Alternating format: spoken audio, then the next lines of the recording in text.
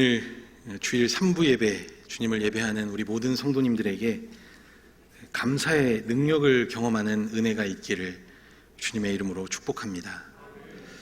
오늘 우리에게 주시는 하나님의 말씀은 다니엘 3장 8절에서 18절 말씀입니다. 구약성경 1236쪽에 있는 다니엘 3장 8절에서 18절 말씀,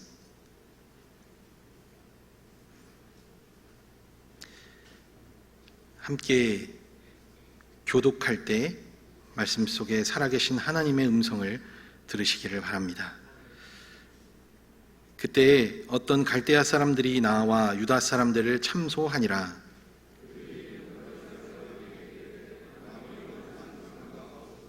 왕이여, 왕이 명령을 내리사 모든 사람이 나팔과 피리와 수금과 사면금과 양금과 생황과 및 모든 악기 소리를 듣거든 엎드려 금신상에게 절할 것이라.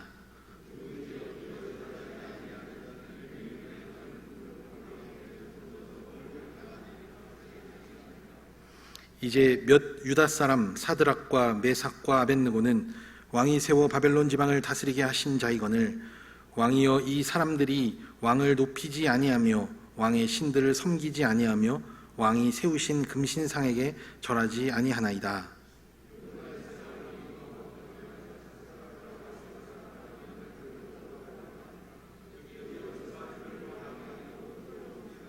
느부갓네살이 그들에게 물어 이르되 사드락 메삭 아벳느고야, 너희가 내 신을 섬기지 아니하며 내가 세운 금신상에게 절하지 아니한다 하니 사실이냐?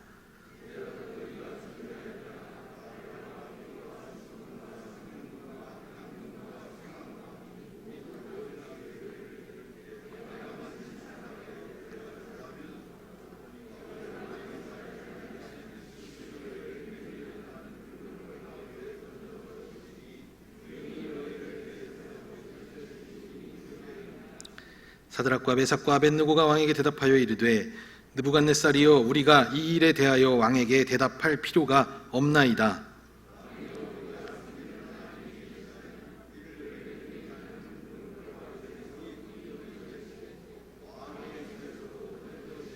함께 읽겠습니다. 그렇게 하지 아니하실지라도 왕이여, 우리가 왕의 신들을 섬기지도 아니하고 왕이 세우신 금신상에게 절하지도 아니할 줄을 아옵소서.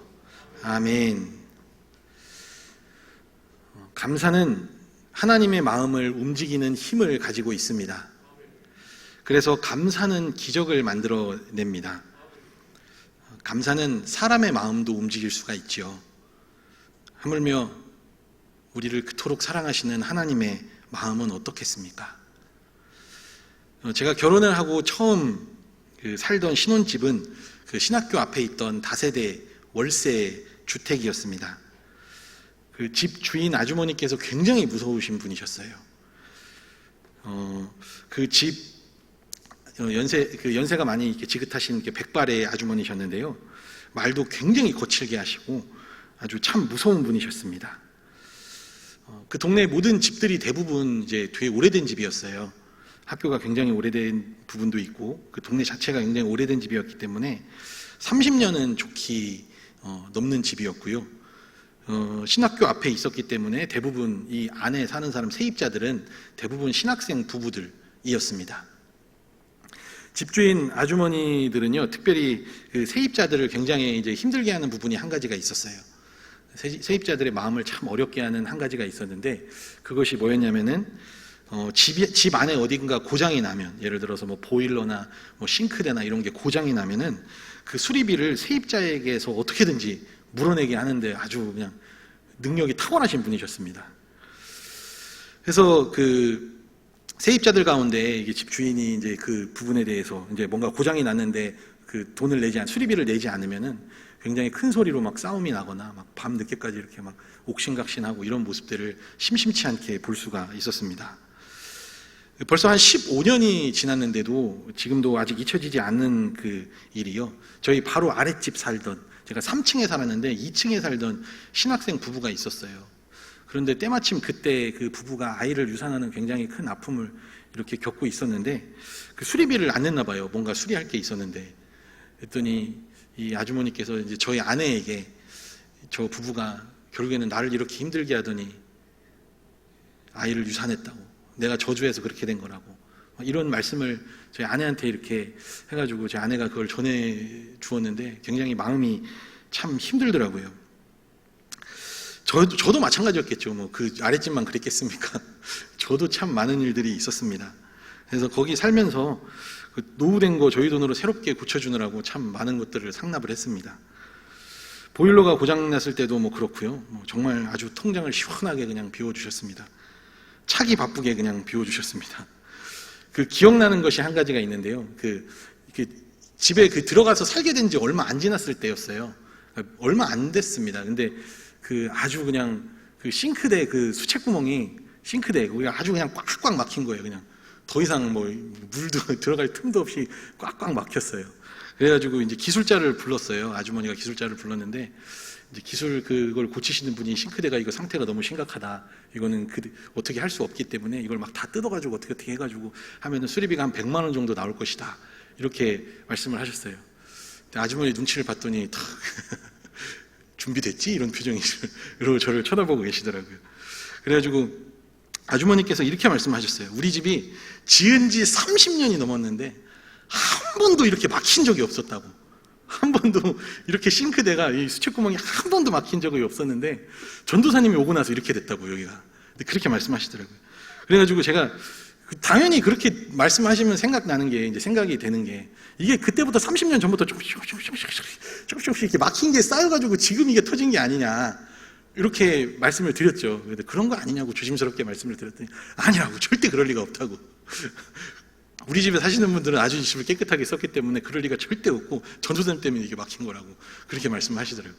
그래가지고 제가 이제 어떻게 할까 고민을 하다가 이제 그 통장에 들어있는, 그러니까 100만 원을 어떻게 드릴 수가 없더라고요. 그래서 통장을 보여드렸어요, 아주머니한테. 제 통장에 제 기억으로는 한 30만 원 정도 들어있던 것 같아요. 30만 원 보여드리면서 저 아주머니 통장에 이거밖에 없는데 이거라도 받으시고 나머지는 어떻게 좀 잘 알아서 해주시면 안 되겠습니까? 이렇게 말씀을 드리고 통장을 가지고 가서 이제 그 돈을 인출해가지고 아주머니께 드렸던 그런 경험이 있습니다. 이제 그렇게 살았어요. 그렇게 그 집에서 2년을 살았습니다. 나갈 날만 기다리면서 하루하루 손꼽아 기다리면서 마치 군 제대하는 날을 기다리는 그 군인처럼 그 집에서 나갈 날을 기다리다가 정말로 주님의 은혜로 이제 근처에 정말 좋은 집, 그래도 그 동네에서는 굉장히 깨끗하고 가격도 저렴하고 그리고 반전세였어요, 거기다가. 그래서 그 집을 얻어가지고 이사를 하게 되었습니다. 근데 나갈 때도 어김없이 분은 정말 실망시키지 않더라고요. 나갈 때도 한 달치 월세를 더 내놓으라고 이렇게 말씀을 하셨어요. 한 달치 월세. 30만 원이었습니다, 한 달치 월세가. 그래가지고 솔직히 정말 화가 나더라고요, 그때가 되니까. 나가는 마당에 복을 빌어주지 못할지언정 나가는 마당에 교회까지도 다니시는 분이 이럴 수가 있느냐, 그런 마음으로 굉장히 화가 났는데 마당까지 쫓아나오셨어요. 마당까지 쫓아나와서 이거 내고 가라고 계속 그러시길래 제가 정말 그때는 이제 나가는 마당에 더 이상 앞으로는 이제 집에서 마주칠 리가 없잖아요.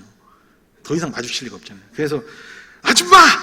도대체 여기서 월세 사시는 분들이 얼마나 되는데 한두 명도 아니고 열몇 세대가 사는 이 집에서 도대체 뭐가 돈이 부족해서 돈을 자꾸 그렇게 뜯어가시는 거예요? 이렇게 정말 말하고 싶었어요. 이렇게 말하고 싶었는데 머릿속에서 그 드라마 보면은 가끔 그런 장면 나오잖아요, 그죠? 막 이렇게 말하고 싶은데 머릿속에서 상상이 있잖아요, 상상. 알고 보니까 상상이었어요. 상상만으로 제가 그렇게 막 화를 내고 어떻게 할까 막 이게 마음이 계속 막 심장도 두근두근하고 어떻게 내가 지금 이 얘기를 해야 될까 고민을 하다가 어차피 이제 나가는 거잖아요. 어차피 돈은 드려야 될 것 같고 여기서 어떻게 더 이상 할 수는 없을 것 같고 어차피 나가는 마당에 어차피 드려야 될 것 같고 그래서 참고 제가 아주머니에게 돈을 뽑아다 드렸어요. 그랬더니 아주머니가 돈을 또 멋있게, 돈은 참 멋있게 잘 세시더라고요. 촥촥촥촥촥 이게 소리 나면서 돈을 촥촥촥촥 잘 세시는데 돈을 마지막 딱 세시고 나서 이렇게 딱 돈을 접으실 때쯤에 제가 손을 딱 잡았어요. 아주머니 손을 잡고 정말 감사했다고. 아줌마 정말 내가 이 집에 살면서 아들도 낳고 정말 행복하게 잘 살았다고. 처음 결혼해서 산 이 집에서 아주머니와 같이 좋은 주인 만나서 좋은 집주인 만나서 이렇게 정말 많은 축복을 받은 것 같습니다. 이렇게 말씀을 드렸어요. 근데 말하면서 저도 마음이 막 울컥하더라고요. 이게 울컥한 게 근데 스스로 제가 뭐 대견해서 그런 걸 수도 있고, 아니면은 이분이 정말 불쌍한 마음에 그랬던 것일 수도 있었을 것 같아요. 근데 잘 모르겠어요. 뭔가 그 아주머니한테 그런 얘기를 하고 나서 굉장히 제 감정은 모르겠지만 아주 불쌍한 마음이 들었습니다. 근데 이 아주머니의 특징 중 하나가 항상 화가 나 있는 표정이었거든요. 얼굴이 늘 화가 나 있었습니다. 얼마나 싸우고 돌아다녔으면, 동네방네 다 싸우고 돌아다녔으면 항상 화가 나.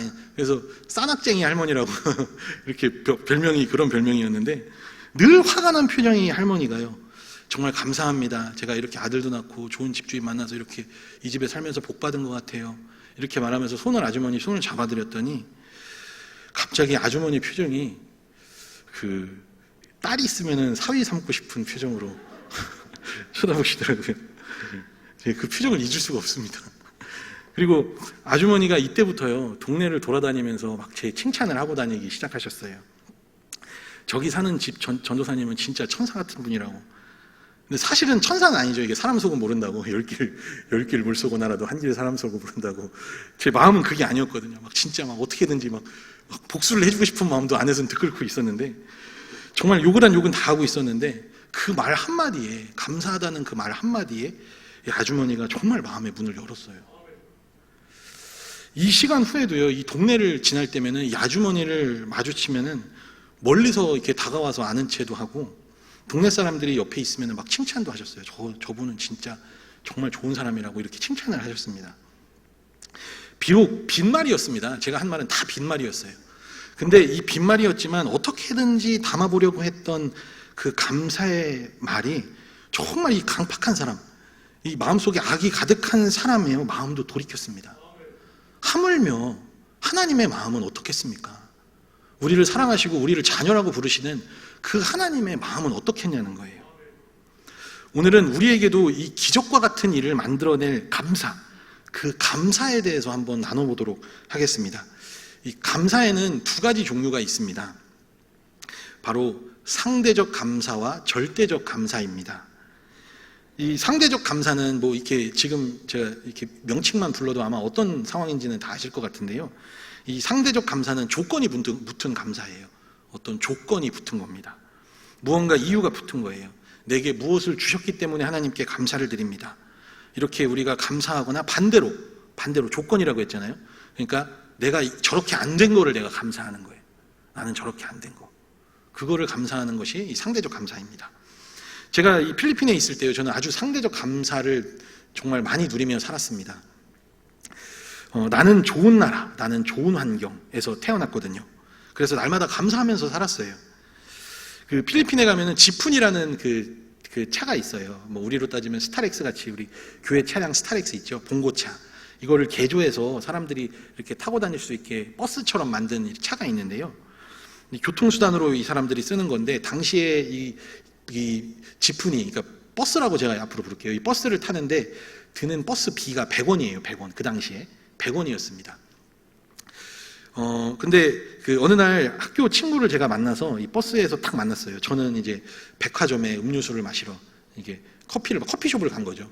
이제 커피를 마시러 백화점, 시원한 백화점으로 이제 피서를 가고 있었는데, 이 친구가 이제 같이 그 버스 안에서 만났어요. 그래서 어디 가니? 이렇게 물어봤더니 자기 아르바이트 하러 간다는 거예요. 그래서 아르바이트를 하러 간다고 하길래 궁금한 게, 이 나라 사람들 아르바이트에서 얼마 버나? 이게 궁금하잖아요. 그래서 얼마 버니? 이렇게 물어봤어요. 그랬더니 시간당 300원을 번대요. 300원. 우리나라 돈으로 300원. 그러면은 2시간을 일한대요. 저녁 시간이니까 뭐 늦게까지 일할 수는 없고, 뭐 그 가게 형편도 있을 테니까 가장 바쁜 저녁 시간 2시간에 이 학생을 쓰는 건데, 300원을 벌면은 2시간이면 얼마죠? 600원. 600원을 버는 거예요. 자, 근데 문제는요, 같이 쭉 가다 보니까 버스를 한번 갈아타더라고요. 자, 탈 때 버스가 100원이었죠. 갈아타면 얼마가 들죠? 200원. 그럼 올 때는 얼마가 들까요? 400원이죠. 아르바이트에서 버는 돈이 얼마죠? 아르바이트에서 번 돈 600원, 600원. 300원씩 2시간 일했으니까 600원이죠. 그럼 차비로 지금 400원을 쓰는 거잖아요. 그러면 얼마가 남죠? 200원이 남는 거예요. 제가 너무 이게 어이가 없어서 물어봤어요. 저도 모르게 물어봤습니다. 정말 무례한 질문이었는데, 이거 왜 하냐고 제가 물어봤어요. 이거 왜 하냐고. 그랬더니 그 친구가 하는 말이, 자기가 이거 안 하면 밥을 먹을 수가 없다는 거예요. 그 필리핀에 가보면은 이렇게 길거리에서 길거리도 되게 지저분한데 길거리에서 이렇게 밥이 훅 불면은 날아갈 것 같은 100원짜리 밥이 있어요. 그 100원짜리 밥이 있고 북은 막 굉장히 오래된 막 나무에서 이파리 다 썩은 거 있잖아요. 막 그런 거 이렇게 몇 개 막 모아다가 막 물에 팔팔팔 끓여가지고 만든 국 같은 게 있거든요. 제가 한번 이렇게 입에 대봤는데 정말 못 먹겠더라고요. 막 이게 쓴맛도 아니고 뭐 신맛도 아니고 막 짠맛도 아니고 그런 맛이에요. 그 두 개를 이제 200원에 파는 거예요. 근데 그 일을 해가지고 2시간 동안 그 노동을 해가지고 그 매연을 마시면서 이렇게 먼 길을 갔다가 돌아와가지고 그 밥을 먹기 위해서 이 아르바이트를 하는 거예요. 근데 제가 그 얘기를 딱 듣는데요. 마음속에 불쌍하다라는 생각이 들면서요. 이 마음속에 순간 다행이다 이런 생각이 들더라고요. 다행이다. 왜 다행이었을까요? 나는 이런 나라에 안 태어난 게 진짜 다행이다. 내가 얘가 아니어서 진짜 다행이다. 그런 마음이 내 마음에 있더라고요. 이게 굉장히 소름이 끼쳤습니다. 이 친구의 불행을 통해서 내가 느끼는 감사. 뿐만 아니었습니다. 이게 점심시간에 제가 단어를 외우려고 어떤 이제 교실에 들어갔어요. 강의실에 들어갔는데 어떤 여자아이 하나가 이제 밥을 먹고 있었습니다. 이 아이가 이제 몰래 그 교실 한켠에 숨어서 이렇게 앞문과 뒷문이 있으면은 그 문과 문 사이에 그 가운데쯤에서 이렇게 숨어서 밥을 먹고 있는 거예요.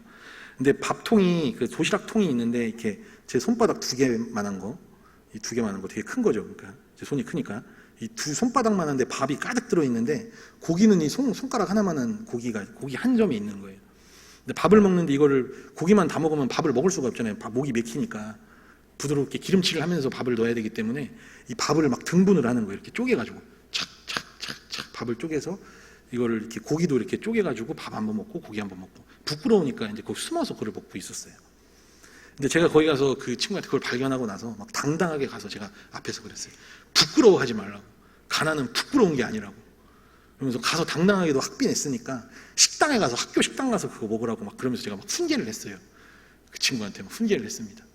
그런데 훈계를 하는 제 마음속에는 어떤 마음이 들었을까요? 나는 진짜 다행이다. 그런 마음이 들면서 저는 아주 황제 식사를 했거든요. 1,000원이면은 거기 그 식당에서 가장 비싼 밥 있잖아요. 가장 비싼 밥, 계란도 있고 막 소세지도 있고 이런 밥을 먹을 수가 있었거든요. 그 친구한테 진심으로 위해준다고 하면서 얘기하고 있었지만 실제로 제 마음속에 있었던 마음, 숨어있던 마음이죠. 이 마음속 깊은 곳에 숨어있던 마음은 나는 이렇게 살지 않아서 정말 다행이다. 진짜 감사하다. 이런 생각이 제 안에 있었다는 것입니다. 미묘한 감정이 제 안에 있는 거예요. 사실 그런데 한국 사람들 중에 많은 분들이 그와 같은 마음을 가지고 있습니다. 엄마들이 아이를 키우면서 밥을 남기면 이렇게 밥을 남길 때 마침 TV에서는 아프리카 어린아이들이 배고파가지고 완전히 빼빼 말라서 빼빼 마른 모습을 이렇게 비춰주고 있으면은 엄마들이 이렇게 말하죠. 밥 먹으라고 빨리. 감사한 줄 알고. 저기 아프리카 애들은 밥이 없어서 굶어서 먹지도 못한다고. 이렇게 있는 게 얼마나 감사한 줄 아냐고. 혹시 이런 얘기 해보신 적 있으실까요? 아이 키우면서. 해보셨겠죠, 그죠? 예. 그런데 놀라운 것은요, 제가 한국에 탁 돌아오자마자 늘 감사했던, 늘 항상 마음속에는 감사가 넘쳤거든요. 제 마음속에는 어디를 가든 감사가 넘쳤어요. 근데 한국에 딱 돌아오니까 이 감사가 싹 사라지더라고요. 왜냐하면 이제 비교 대상이 사라졌거든요. 이제 비교 대상이 필리핀 사람이었는데 이제 비교 대상이 한국 사람들인 거예요. 그러니까 이게 갑자기 살짝 이제 나는 나보다 훨씬 낫네, 이런 이제 불평이 오히려 들어오기 시작한 거죠. 한국에 오니까 이제 내가 정말 교만했구나, 내가 정말 교만한 사람이었구나라는 것을 깨닫게 된 것입니다. 생각해보니 내가 참 나쁜 사람이었구나. 제가 했던 감사가 어떤 이기적인 감사라는 생각이 제 마음에 들었습니다. 경기가 어려워서 다른 집은 이렇게 다 어렵고 망했는데 우리 집은 그래도 이렇게라도 되게 하시니 감사드립니다. 다른 애들은 다 대학에 다 떨어졌어요. 그런데 우리 집 애는 뭐 만족스럽진 않지만 그래도 이렇게 되게 하시면 감사드립니다. 저는 이렇게 못 사는 나라에 태어나지 않게 된 것을 정말 감사를 드립니다. 이런 것들을 상대와 비교해서 느끼는 감사이기 때문에 상대적인 감사라고 부릅니다. 이렇게 해주셔서 감사한 것, 저렇게 되지 않은 것을 감사하는 것. 물론 이런 감사가 절대 나쁜 건 아니에요. 절대 나쁜 건 아닙니다. 오해하시면 안 됩니다. 그리고 좋은 일이 생겼다고 해서 감사하지 말라는 것도 결코 아닙니다. 감사는 신앙생활의 핵심이에요. 감사라는 것은 우리 마음에 그 하나님을 향한 우리의 감정이잖아요. 그렇기 때문에 우리가 감사하는 곳에서 하나님과 감정이 교류하고 하나님과 만날 수가 있습니다. 우리 신앙생활이 아주 기초적인 거예요. 이 감사라는 것은. 그래서 감사는 신앙생활의 핵심이기 때문에 우리가 날마다 해야 하는 것이 감사입니다. 어떠한 감사든지요. 그리고 저는 죄책감을 주기 위해서 이런 이야기를 하는 것도 아닙니다. 그러나 이 상대적인 감사라는 것은요, 결국에는 어떤 순간적인 감사일 뿐이라는 거예요. 그 순간을 벗어나면은 금세 잊어버릴 수 있다는 것입니다. 그리고 상황이 바뀌면 순식간에 이 감사가요, 원망으로 바뀔 수도 있습니다. 실제로 있었던 일인데요. 정말로 원하던 대학에 이 어떤 학생이 이제 합격을 했어요. 간절히 기도했습니다. 하나님 제발 이제 좀 도와달라고, 하나님의 은혜로 자비로 나를 도와달라고 간절히 막 기도해가지고 기도하고 또 기도하고 부모님도 그렇게 작정 기도를 해서 합격을 했습니다. 그리고 나서 합격자 발표가 돼서 합격자가 돼서 이제 정말 감사하고 기뻐하고 있었는데 학교에서 전화가 왔어요. 뭐라고 전화 왔냐면은 행정착오로 인해서 실수한 거라고, 정말로 진심으로 죄송하다고 이렇게 전화가 왔습니다. 이게 실제 있었던 사건인데 과연 그 마음에는 어떤 마음이 들었을까요? 우리가 인생을 살아가다 보면 이렇게 좋은 일도 있고 나쁜 일도 있고 이게 번갈아 가면서 이렇게 나타납니다. 양쪽이 실타래처럼 이렇게 양쪽이 이렇게 번갈아 가면서 나타나는 거예요. 우리가 좋은 일만 있기를 바라지만 그렇지 않을 때도 분명히 있다는 것입니다. 행복한 일이 있으면 반대로 슬픈 일도 있을 것입니다. 우리가 살면서 좋은 일이 생기면 행복감을 느끼고 반대로 어려운 일이 생기면 우리가 참 불행하다라고 느낄 것입니다. 저도 이렇게 목회자로서 성도들을 위해서 기도할 때, 특별히 많이 어려움에 처한 성도들을 위해서 기도할 때는 정말로 진심으로 그렇게 기도합니다. 제가 어떠한 기도를 해야 하는지 알고 있는 것과 상관없이 하나님 제발 어려운 일이 다 떠나가게 해주시고 이제는 좋은 일만 있게 해주세요. 그 삶을 제발 좀 축복해 주세요. 이렇게 기도를 합니다. 그런데 어김없이 꼭 그렇게만은 되지 않습니다. 신앙생활 이쯤 해보셨으면 어느 정도 다 아시잖아요. 우리 인생은 좋은 일과 안 좋은 일들이 번갈아가면서 교차해서 일어나는 삶의 연속이 아닙니까? 그런데 만약에 우리가 하나님이 주실 때 감사하고 주신 것에 우리 눈에 보이는 것들, 그런 축복만을 향해서 쫓아간다면 우리는 계속 이걸 반복하게 될 거예요. 감사했다가 마음이 쓰렸다가 원망도 했다가 다시 감사했다가 다시 마음이 쓰렸다가 원망했다가 다시 하나님께 감사했다가 계속 시간이 흐르고 세월이 변해도 감사와 원망, 감사와 불평, 이것이 번갈아가면서 계속해서 나타나게 될 것이라는 것이죠. 이게 유아기적 신앙을 벗어나지를 못하는 것입니다. 지인 한 분이 있습니다. 이분이 미국에서 변호사가 되는 것이 꿈이었는데요. 한국에서는 사법시험을 준비하다가 사실은 이제 실패를 한 거예요. 실패를 하고, 물론 어렵기도 하고 미국이 더 어렵지만 어떻게든 하나님께 간절히 간구하는 마음으로, 마지막으로 도전하는 마음으로 이제 미국에 건너가게 됐어요. 더 큰 꿈을 품고 미국으로 건너갔습니다. 거기서 10년 만에 이제 미국에서 로스쿨을 졸업하고 그 가까스로 이제 졸업과 동시에 이제 변호사로 이제 취업을 하게 됐습니다. 이 변호사가 된다는 것은 미국에서는 이 판검사보다 더 어려운 것입니다. 더 좋은 직업이에요. 그러니까 얼마나 감격스러웠겠어요. 여기까지 온 거 다 주님의 은혜입니다 이러면서 정말 감사하고 또 감사를 했는데요. 그 감사와 감격이 있은 뒤에 이제 건강검진을 받았는데 사망 선고를 받고 얼마 안 있다가 그냥 미국에서 돌아가셨습니다. 그렇게 그냥 자기 생을 마감했어요. 이게 인생입니다. 제가 의경으로 군 생활을 했습니다. 그래서 의경으로 군 생활을 하면서 제가 그러니까 군대로 이제 군대를 대신해서 대체 복무를 하는 건데요. 의경에서 저를 보시고 너는 의경 얼굴이 아니라 형사의 얼굴이니라 이래가지고 우리 형사 아저씨들이 저를 데리고 자주 데리고 맛있는 것도 사주고 저를 데리고 이렇게 범죄 현장에 범인들을 위협하기 위해서 저를 이렇게 자주 데리고 다니셨어요. 그런데 한 번은 형사 아저씨들을 따라서 어디를 갔냐면은 결혼식장에 신랑을 체포하러 간 적이 있습니다. 이제 뭐 사기 전과가 있던 사람이었는데요. 신랑이 나와서 이렇게 얘기를 했어요. 결혼식이 끝날 때까지만 기다려달라고 그렇게 얘기를 했습니다. 올라가서 이제 신부 얼굴을 봤어요. 얼마나 행복한지 몰라요. 결혼식이 있는 날 많은 사람들이 자기를 축하해주러 찾아왔고 축복해주러 찾아왔는데 거기에서 가장 행복했던 주인공은 신부였죠. 하얀 드레스를 입은 신부.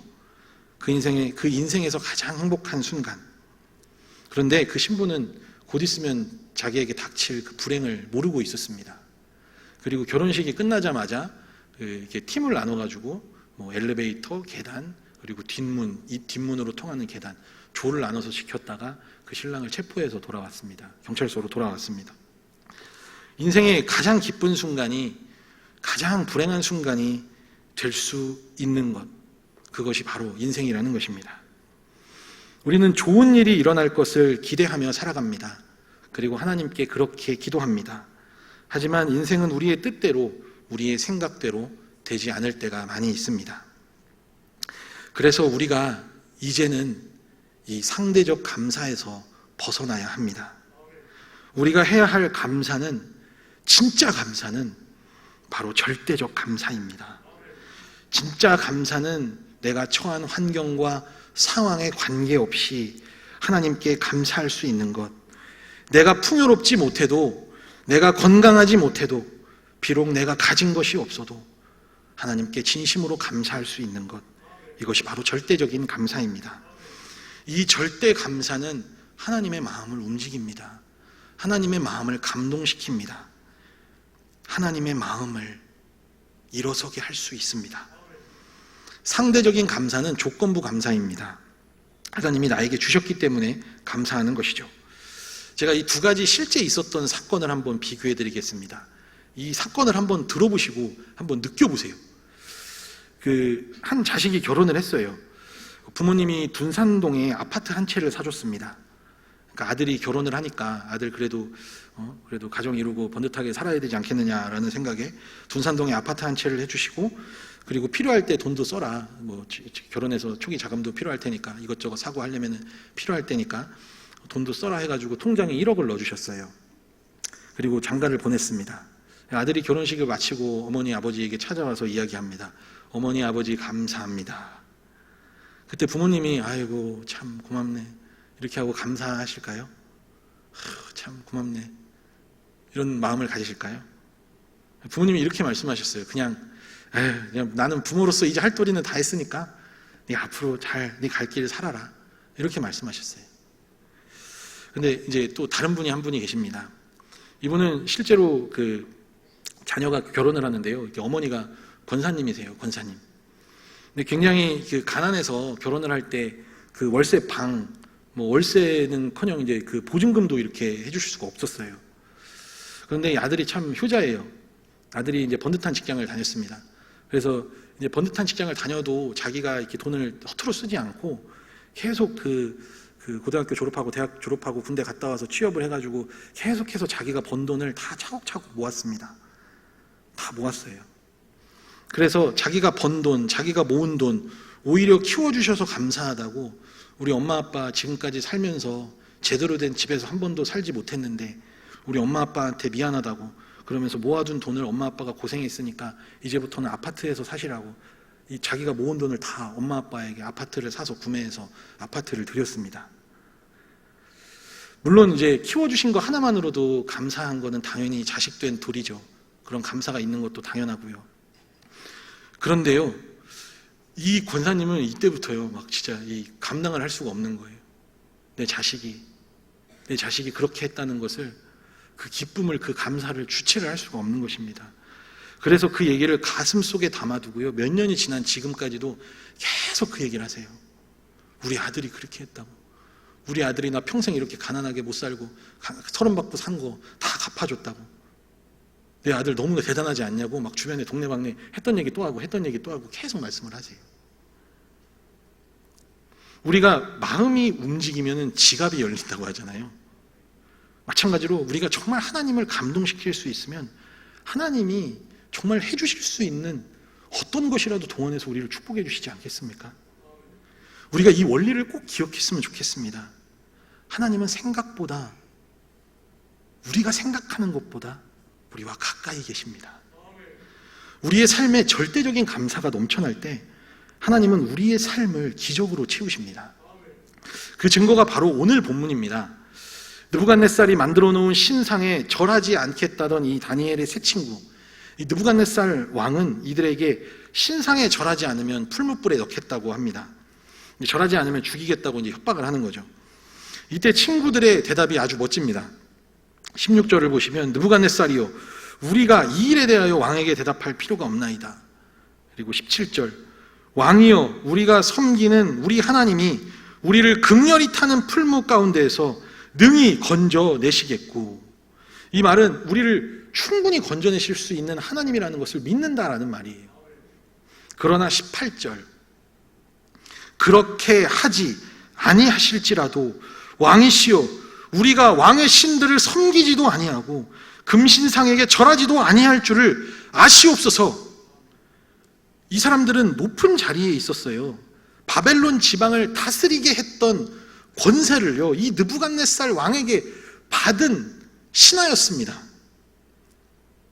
통치자들이었어요.